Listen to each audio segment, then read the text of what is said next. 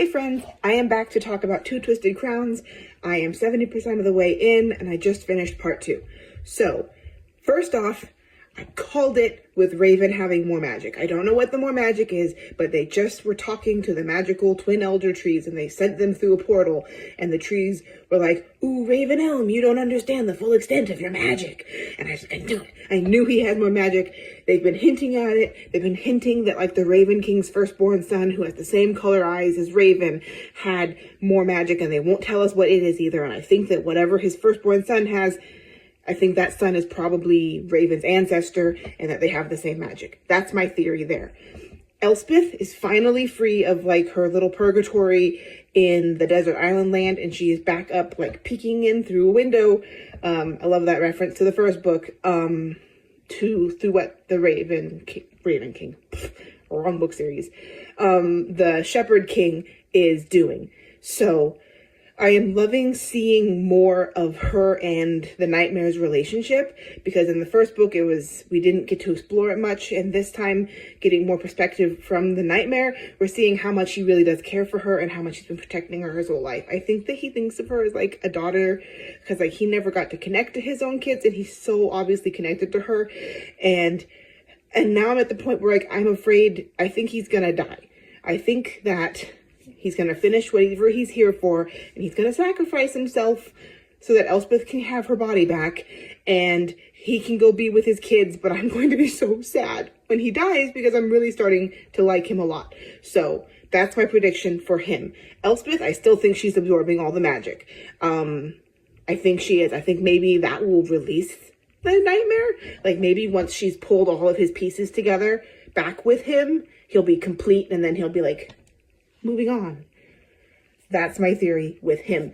And then the fact that half of the book is Raven and the Nightmare and Elspeth and their friends, like they're like dying, they're in mortal peril, they're all having horrible stuff happen.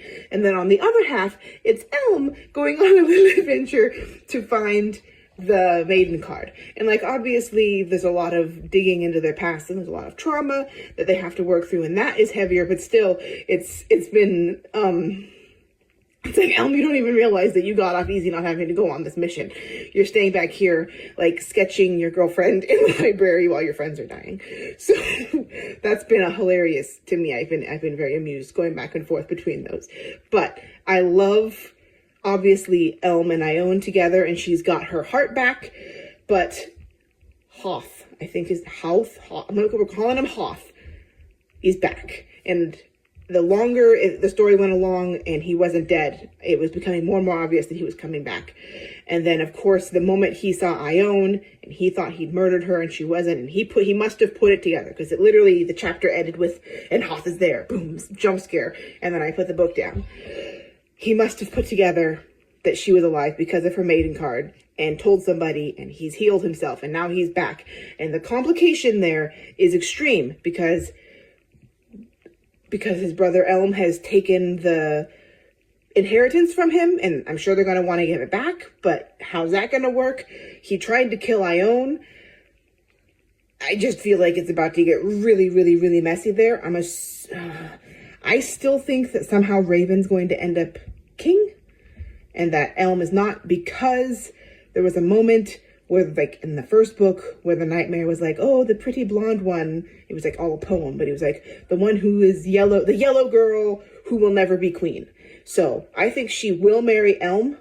I think Hoth is going to die. I think their dad is going to die. And I think Elm is going to become king with Elspeth so that Ione will never be queen.